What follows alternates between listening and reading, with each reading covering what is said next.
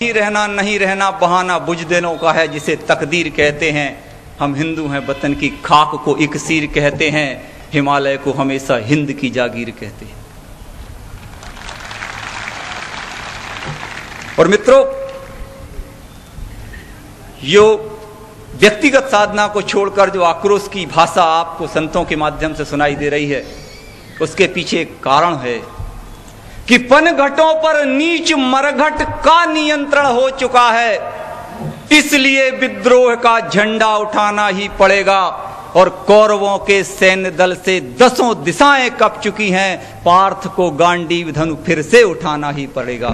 पार्थ को गांडीव धनु फिर से उठाना। जुल्म की पाखंड की गागर लबालब भर चुकी है, सत्य के माथे चंदन लगाना ही पड़ेगा। और मठ मंदिरों में बैठकर घंटी बजाना छोड़ दो, मैदान में आकर फरसा उठाना ही पड़ेगा। अर्थ का अनर्थ हो गया, ज्ञान सारा व्यर्थ हो गया। अर्थ का अनर्थ हो गया और ज्ञान सारा व्यर्थ हो गया। भावना पली अभाव में, स्वार्थ ही समर्थ हो गया। अब कहीं अनुराग बन जगे, प्रेम को अनंत होना चाहिए। वासना उपासना बने, ऐसा कोई पंथ होना चाहिए। बज रहा बिगुल क्रांति का, बज रहा बिगुल क्रांति का, साम्राज्य है अशांति का।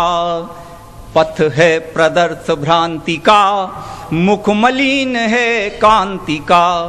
शांतिमय स्वरूप हो ससीम, और युद्ध का अंत होना चाहिए। असीम ब्रह्म साधना लिए, प्रेम को अनंत होना चाहिए। अब कहीं अनुराग बन जगे, ऐसा कोई पंथ होना चाहिए। और जन्म मृत्यु मर्म को बता, ज्ञानमय स्वरूप का पता। धर्म और अधर्म को जता, कार्य की उगाए जो लता। देह में विदेह साजिए, देह में विदेह साजिए। बुद्ध जैसा संत होना चाहिए। अब कहीं अनुराग बन जगे, ऐसा कोई पंथ होना चाहिए। गूंजती हो वेद की मति, दहाड़ती फिरे जहां श्रुति। ब्रह्म ज्ञान गीता सामति, बांटता फिरे यति यति। रोम रोम व्योम में रमा, ओंकार मंत्र होना चाहिए। अवेद तत्व चाह को लिए, ऐसा कोई पंथ होना चाहिए। पाषाण पूज पीढ़ियां खपी, अब देह को भगवंत होना चाहिए। सत्य के स्वरूप में बसा, ऐसा कोई पंथ होना चाहिए। अब कहीं अनुराग बन जगे, प्रेम को अनंत होना चाहिए। भारत माता की, भारत माता की। धर्म की, अधर्म का, प्राणियों में विश्व का, गौ हत्या, सनातन धर्म की। हमारे बीच में संत श्री निजात्मानंद जी महाराज भी दिव्य आश्रम जेतपुर से आए हुए हैं, हमें वचन प्राप्त होंगे। मंचासीन समस्त अर्चनीय वंदनीय संतगण, भाई और बहनों, वैसे भी मैं समझता हूँ हमारे समस्त प्रवक्ताओं ने जो परिप्रेक्ष्य था उसको काफ़ी विस्तार दिया हुआ है। और आप लोगों ने सबने सुना, समस्त विश्व सम्मेलनों में भी और जो भारत में भी कई अंतर्राष्ट्रीय सम्मेलन हुए हैं, उसमें मैंने दावा किया है कि हिंदुस्तान की नियति हिंदू ही है। और आज की जितनी भी समस्याएं हैं देश में, चाहे वे जनसंख्या की हों, आतंकवाद की हों, अनएम्प्लॉयमेंट तक की, यानी बेरोजगारी की हो, सारी समस्याओं के मूल में एकमात्र कारण है धर्मांतरण।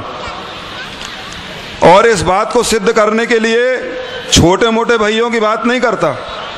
इस देश के सर्वोच्च न्यायालय का न्यायाधीश भी बहस करना चाहे मुझसे तो मैं सहर्ष तैयार हूं। I am ready for argument और डिबेट।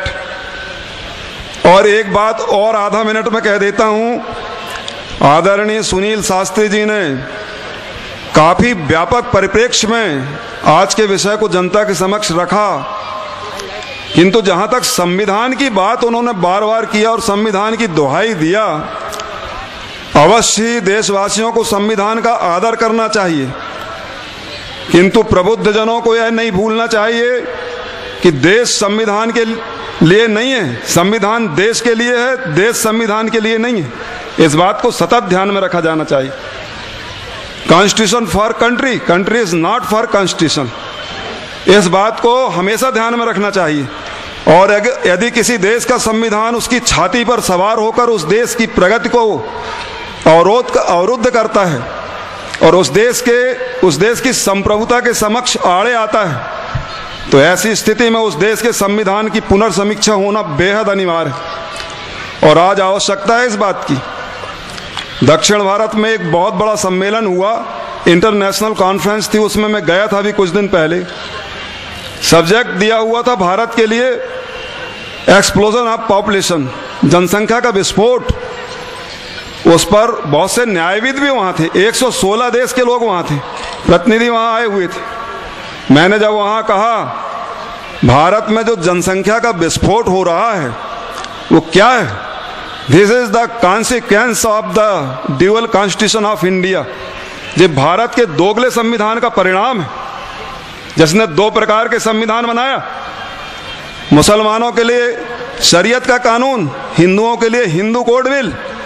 स्थिति यह हुई कि मुसलमान, मैंने वहां बोला, the slogan for Hindus that we are 2 and we have 2, but for Muslims we are 5 and we have 25, and this is the consequence or result of Indian Constitution।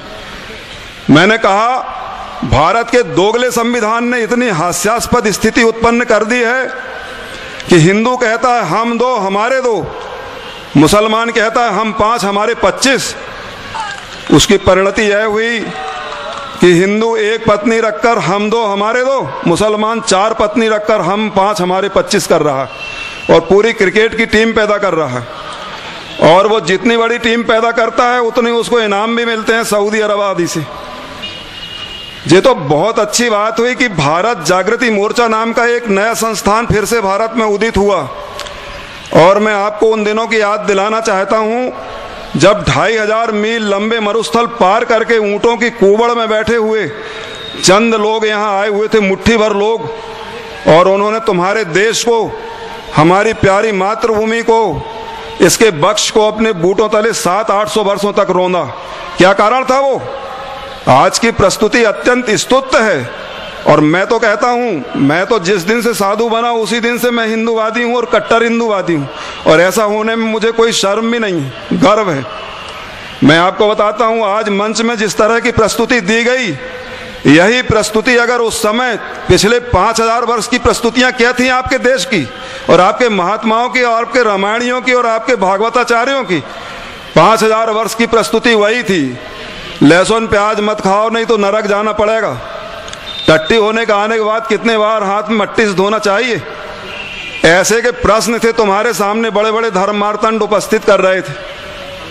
जबकि मोस्ट इंपॉर्टेंट क्वेश्चन क्या था, इन बदमाशों को जो मुट्ठी भर हैं हमारे देश में घुसाए, इन्हें किस तरह भगाया जा सकता है, ये सबसे पहला प्रश्न था। लेकिन आपका प्रश्न क्या पूछते थे? स्वामी विवेकानंद लिखते हैं, don't touch, this is our mantra and our god is rice casserole.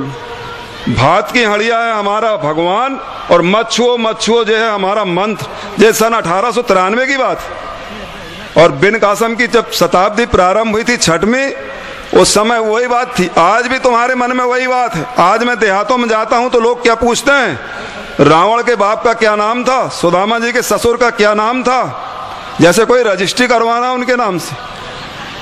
देश भाड़ में जा रहा है। चारों ओर से मातृभूमि असुरक्षित हो गई है। 3.5-4 करोड़ घुसपैठिए बाहर से आ गए हैं। धर्मांतरण धड़ाधड़ चल रहा है। नाव में छेद हो गए हैं और आप डेकोरेशन कर रहे हैं, झालर लगा रहे हैं। पहले छेदों को मूंदना पड़ेगा। आज संपूर्ण भारत की अस्मिता और भारत की सुरक्षा खतरे में पड़ गई है। और जिस प्रकार डेमोग्राफिक डायवर्सन हुआ है, जनसंख्यात्मक परिवर्तन हुआ है, आनुपातिक रूप से वही चलता रहा तो बिना युद्ध किए तुम्हारे देश में फिर से